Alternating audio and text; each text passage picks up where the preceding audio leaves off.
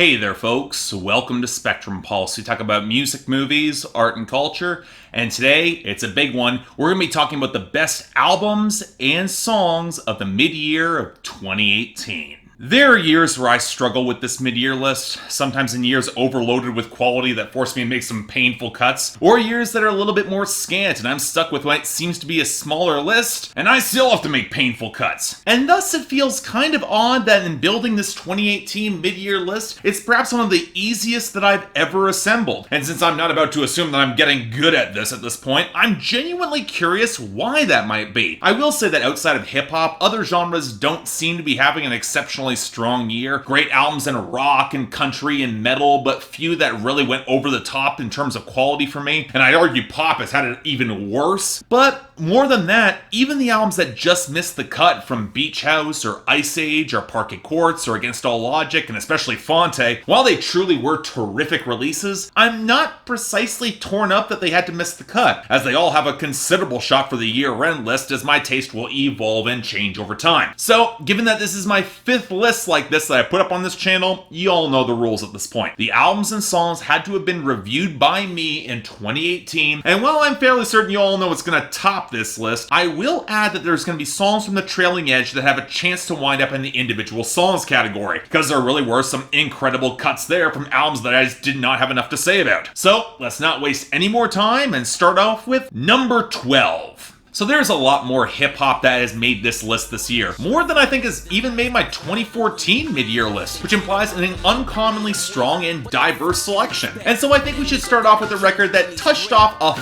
firestorm in the genre, even in the mainstream, unlike we have seen in years.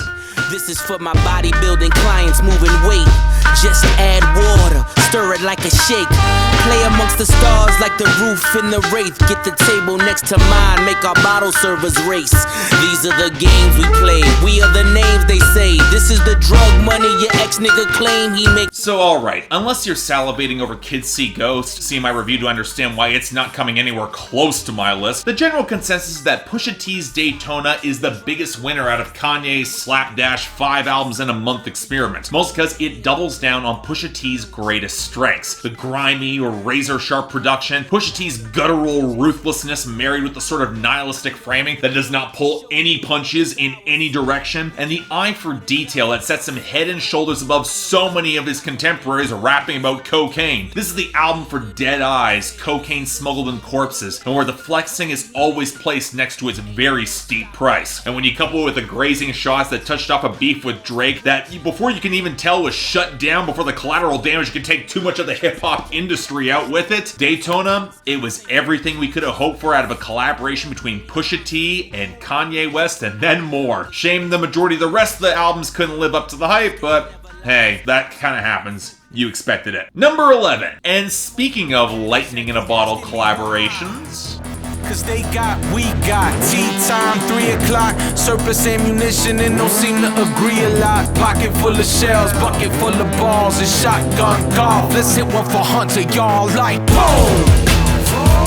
That shotgun golf, boom.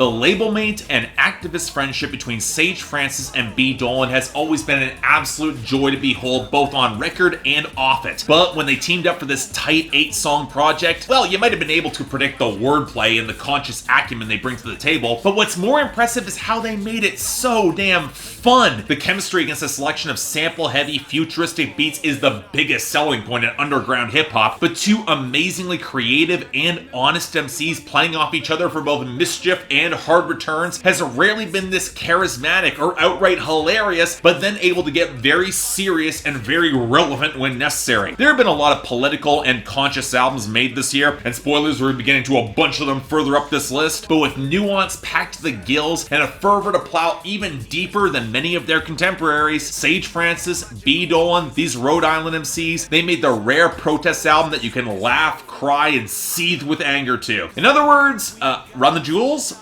LP, Killer Mike, you got some welcome competition. Number 10. So I'm a little bit surprised by the critical reception to this album. I get that I was kind of late to the party with this band and they were coming off a string of critically acclaimed pop punk and emo releases, so this pivot might have lost some people along the way, but I gotta say, if there was an album that made me a fan of a band this year, it was The Wonder Years and Sister Cities.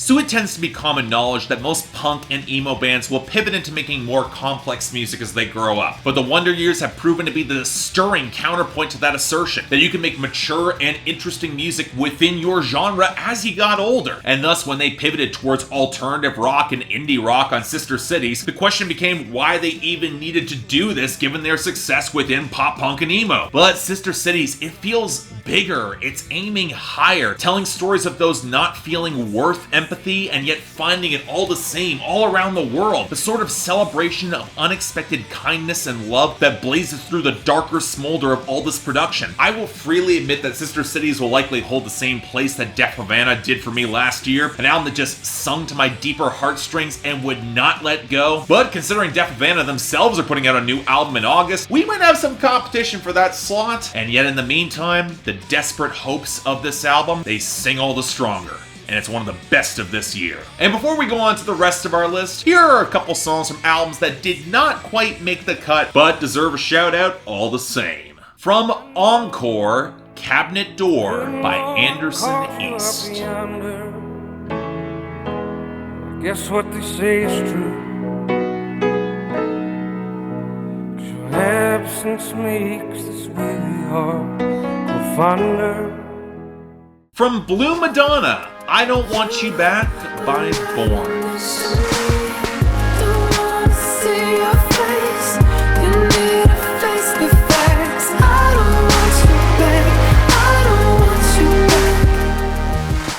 From Freedom's Goblin, 5 Foot Tall by Ty C.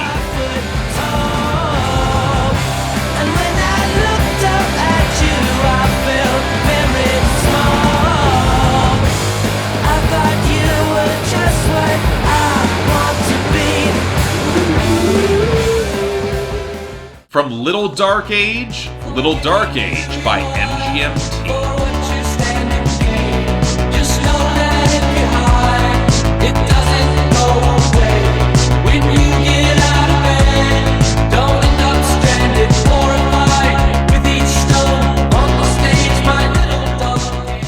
From What It's Like to Fly Alone, Round Mountain by Courtney Patton. Run away from Round Mountain. Run away, Miss Emily. From One Pop, Guns by Eric Taxon. An ocean of pure bubblegum. We both know that the future's all we have. In a land of time, we'll drive through all the motions you're so troubled on. I'll put us on the map. From All at Once, I'll Make You Sorry by Screaming Females.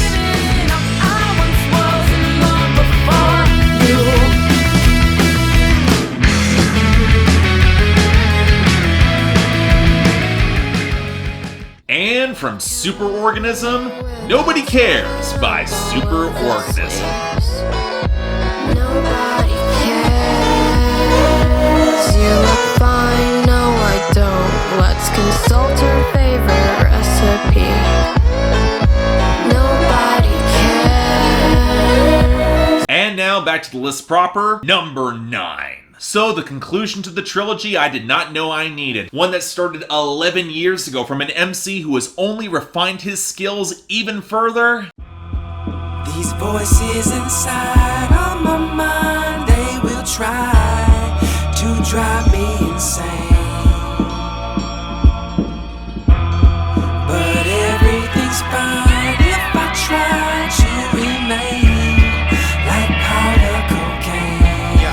You know, I've been a fan of Evidence ever since I started the series, back when he teamed up with Monae for After the Fact. The sort of MC so comfortable in his lane in production and bars that he makes the hard bars sound effortless to the point where I still find myself poring over the album for more details months later. Couple it with old school texture production that's nevertheless sounds modern and West Coast appropriate, a murderous row of guest stars that consistently knock it out of the park, a meditative thematic richness with a distinctly global perspective, and then an emotional gut punch of an ending that you would never expect coming from an MC like Evidence, who is so reserved. You can credibly make the argument that Evidence delivered one of his best ever projects. Perhaps not as immediately impactful as Cats and Dogs, but when you sink into some of the best hooks that Evidence has ever had on his personal projects, you're willing to brave some of those rain clouds, whether or not. Evidence is just fine either way. Number 8. So you know what, I'll say it. Country hasn't exactly had a great year. A fair number of great albums, but few that really blew me out of the park. Although, given that we're getting both Laurie McKenna and Jason Eady in the next couple months gives me a lot of reason to hope. I'm excited. But even then, they're more for the indie set. If you're looking for an artist who should be ruling the mainstream right about now,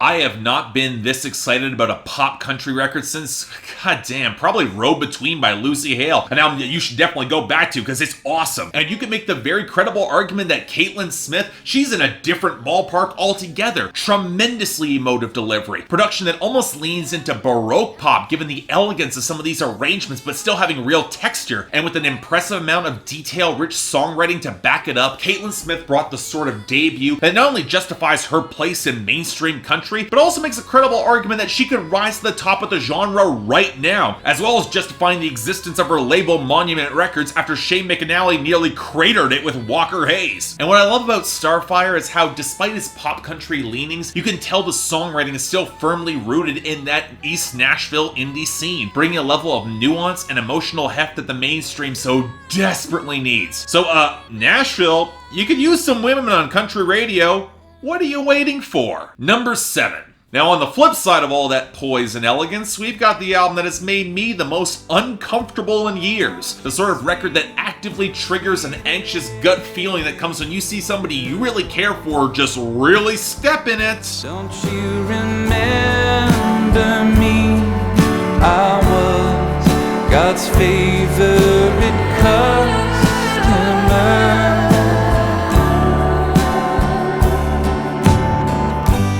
This will be an overlooked album in Father John Misty's discography in probably 20 years. The stakes, they seem smaller, the writing seems more opaque, the arrangements less grandiose and more twitchy and unstable. Even his delivery seems more frail and uneasy, and Josh Tillman knows it. This is an album where we see his songwriter at the height of his creativity crash and burn in the sort of inward-focused deconstruction that's perhaps way more revealing of his personal life than it should be. And there's always been a level of ironic detachment to Josh Tillman's work transcended by a sense of genuine romanticism, and this is the album where the detachment is set on fire, and you just have to watch that blaze from the sidelines. Josh Tillman himself says he probably won't give the full story behind God's Favorite Customer for 20 years or so, but at this point, I think I've got just enough to justify it on this list. And now for a bunch more songs where the albums just did not quite make the cut, but the songs were great regardless. From American Utopia, Gasoline and Dirty Sheets by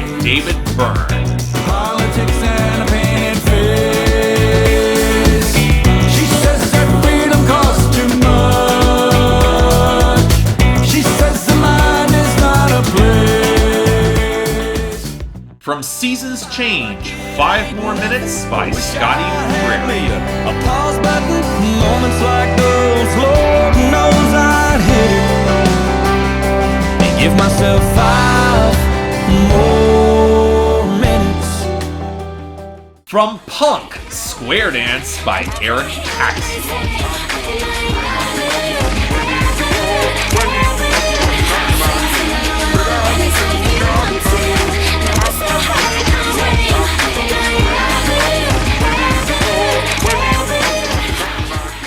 From France's Trouble, Faraway Truths by Albert Hammond Jr. First walk away, there's something about how you go that makes me feel everything you wanna say, whether we're fucking around or just feeling it out.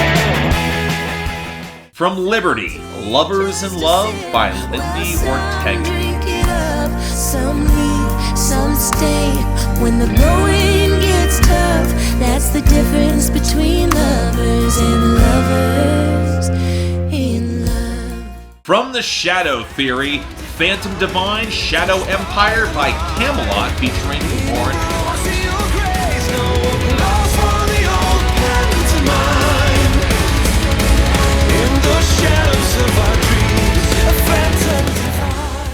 From Beer Bongs and Bentleys, Candy Paint by Post Malone.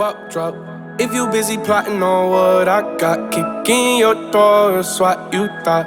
$100,000 on the tabletop, half price my whip, same price my watch.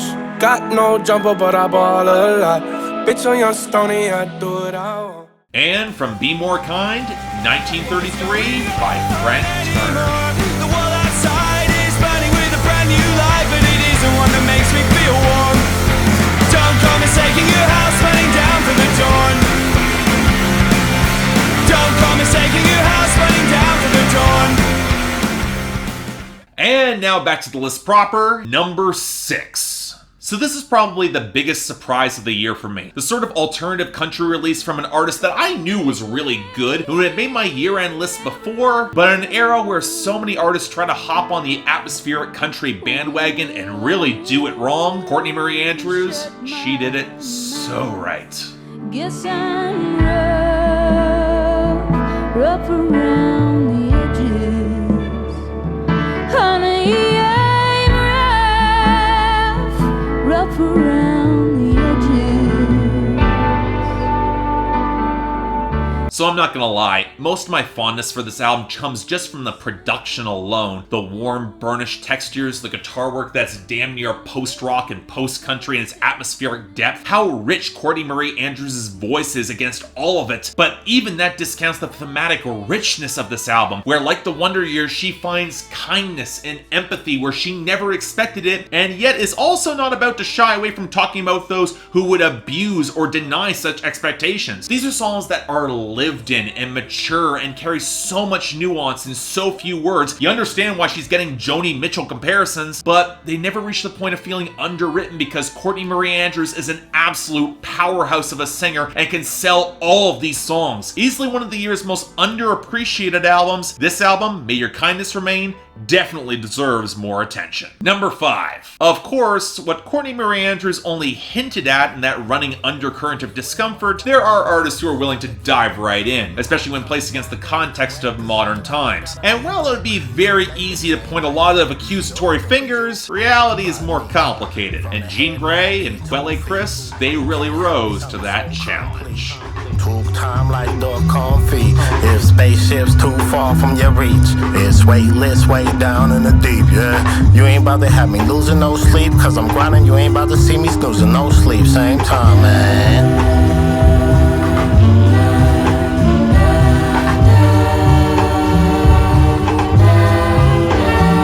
So full stop. I don't think I've ever heard a husband and wife rap duo with so much artistic chemistry. They produce for each other. They give and take in their bars to complement each other's styles and presence, both balancing their own uniquely off-kilter styles into a strange symbiosis that managed to produce volumes of dramatic tension beneath the mutterings of everything's fine. Cause it's not fine. They know it, you know it, and they've got all the targets in the world in sight. Most of them systemic but fragile, and they know that too, but they can't dismantle them all at once. Living day to day, they need something to soothe their souls. It's an incredibly dense and unsettling album, but one where you can peel away deeper meaning and humor and humanity with every single listen. Quelle Chris just barely missed my list last year, but his team up with his wife Jean Grae shows how much that pairing can be so much more than the sum of their parts, somehow able to construct flows against some of the most textured and warped production that they have ever had for each other that thrums with urgency, but also kind of tugs away at it to both dampen and intensify intensify that deeper sense of anxiety. It's easily one of the best and most complex hip-hop albums of the year, but it's also definitely deserving of all of your attention. Number 4. So it appears that many of the records I've scored highly this year, discomfort and unease is a running theme. But what if you look to those emotional undercurrents and feed them to an artist who knows how to lean into the tangled contradictions and make them burn out all the hotter?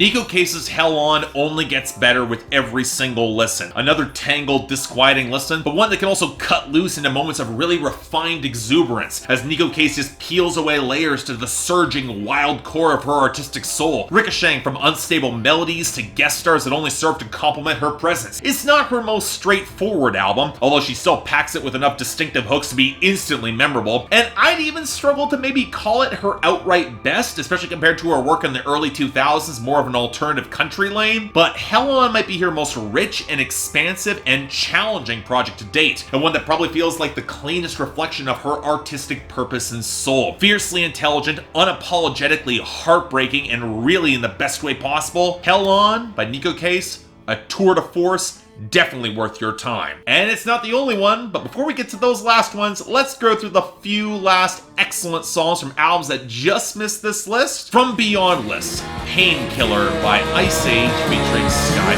Forever.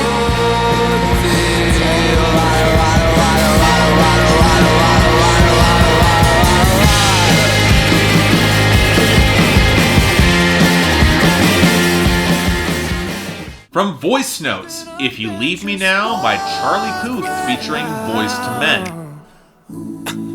You will take the biggest part of me and all the things that I believe. Baby, if you leave me now. From 7, Last Ride by Beach House.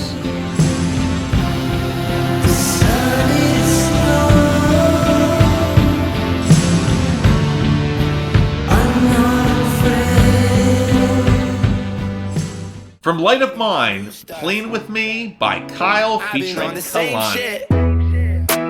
Girl, why are you playing with me? I don't got the time for that. Might need me a refund. I'ma need that time back. From Wide Awake, Tenderness by Arcade Quartz.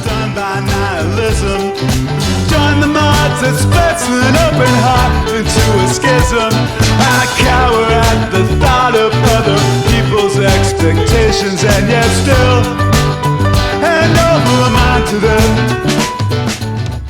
From Love Is Dead, Wonderland by Churches.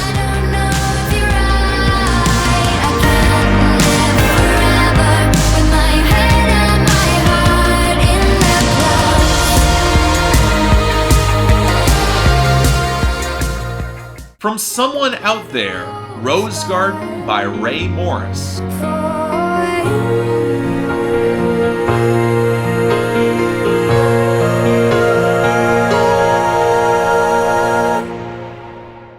And finally, from Prequelle, Dance Macabre by Ghost. Just I wanna be with you all night. Now back to our last 3 entries. Number 3. The fact that I have to step up here and be in the position where I have to defend this album feels wrong. This album doesn't need defending, because when it comes to glam rock singer-songwriters in the 2010s, Kyle Craft, he's 2 for 2. And by the time that you go get her, by the time that you feel better, and by the time that you realize the new you is a drag, she'll be rolling in new love, and you'll be rolling on the exile rag. So So yeah, I am still a little bit bitter that it seems like so many people seem to have utterly missed the point of Full Circle Nightmare, an album that very firmly places Kyle Kraft in the passenger seat amidst a cavalcade of disastrous relationships and him just trying to navigate his culpability in the wreckage, the majority of which he actually accepts. The fact that some here have interpreted this as caricaturing, sour-faced projection upon these women, which, okay, you might understand coming from glam or indie rock, instead of the very subversive and distinct angle that Kyle Kraft has pushed on both of his albums thus far. I'm sorry, the projection is really galling here, especially when Full Circle Nightmare includes the essential details in the text itself. Now, the larger question of whether it's better than Dolls of Highland, his debut, that's a better conversation. And arguably, I don't quite think it is, as the best songs don't quite have the punching as high, and the production could have afforded to maintain a little bit more of that hard-scrabble texture that was so infectious. But Kyle Kraft is still one of the best technical songwriters working in glam rock right now, and his gift for wordplay and infectious hooks can rarely ever be matched. Absolutely amazing follow-up album, definitely deserves far more acclaim than it's getting. In other words, yeah, check this out, it kicks ass. Number 2. So going back through what I've covered for this list, I struggled mightily where to put this album, because in the context of what she has released before, many people have made the argument that it's just not as good as her full-length debut in 2010, or her 2013 follow-up, and yet, I can't deny that in comparison to both those two albums, this is the record from Janelle Monae that just pulls me back the most. I want a crazy classic life. I want a crazy classic life. So if the world should end tonight, I had a crazy classic life. I do not want to call Dirty Computer a deceptive release, but I will say that the layers of subtext and thematic depth have gone underappreciated and often unexplored by critics who fawned over the ArchAndroid and the Electric Lady. Is it because she embraced hip-hop and did it better than nearly all of her male counterparts in the mainstream who somehow deserve more explanation? Is it because she embraced more straightforward pop alongside her traditional futuristic funk, soul, and R&B? And also did it better? Is it because she was at her most blunt in her exploration of black queer femininity that some people just missed the layers of socio-political commentary and richly captivating cleverness that has consistently infused her work and feels at its most emotive now? Or did they just double down on the dystopian texture of her album video and miss the layers of yearning, honesty, and vulnerability that came through in her performance? Or the spacious richness of her production that blends both past and future without compromising the artistic core of who she is? Oh, it's also easily the most catchy album she has ever made, and likely her most honest despite how contemporary and accessible it is. And that's one unsung reason why I think Dirty Computer hits so damn hard for me. It's one of the best of 2018. Despite the personal arc, there is a core of populism that cannot be understated, and it leaves me wanting more every single time. And yet, I can't deny there is one artist who honestly shares a lot in common with her project and just edged this out, number 1. Okay, really, you all know this is coming.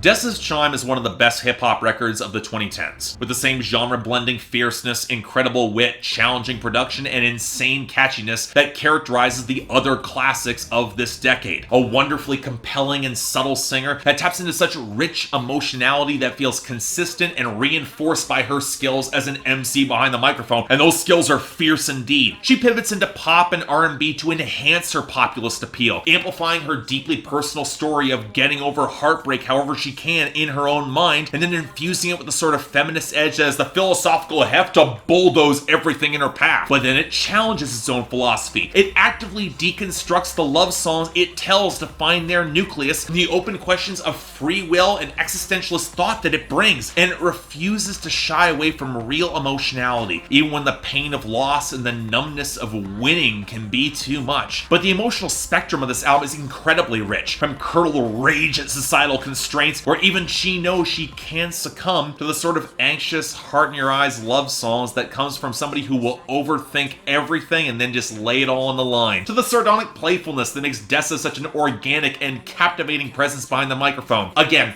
with every listen, I find more layers to unpack. It's so damn good. But the genius of Chime is how it's easily her most accessible record to date, taking an artist full of layers and being able to fan out every page and still find more. In short, this is only one of 3 albums that I've ever given a perfect score in nearly 1,000 reviews. And it's by far the album to beat in 2018. If you haven't heard it, and many of you haven't, you'll definitely want to fix that. But until then, for the rest of the year, it's going to be interesting to see what can go up against this. But I'm Mark, you're watching Spectrum Pulse, and I'll see you next time.